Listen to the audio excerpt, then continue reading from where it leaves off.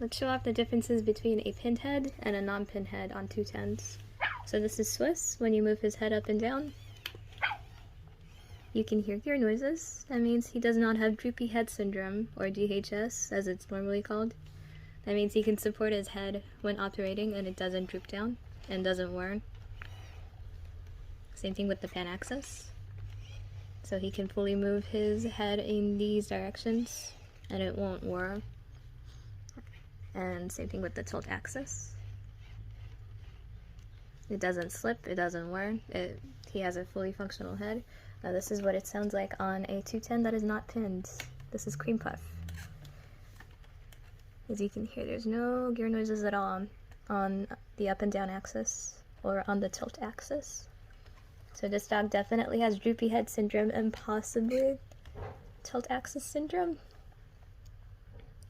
But there's some gears in the pan axis. A lot of the time you'll see dogs with DHS have listing photos like this because it's so difficult for them to support their head even when they're off. Like, I mean, I got it here, but they're very floppy, unlike a fully pinned head. See, it stays normally. This is a different 210. His name is Zaz. He used to have DHS, and you can see there's like little scratches over here on his chest plate. This happens a lot of the time, usually because of DHS.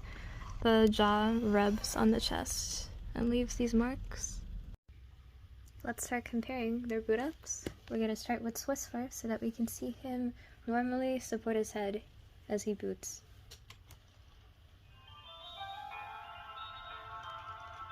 He puts it up, he tilts his head, nothing is whirring, nothing is making noise. And now we'll see how Creampuff boots with his head down. Yep, he cannot move it up at all. He's got a little bit of jitters in his tail.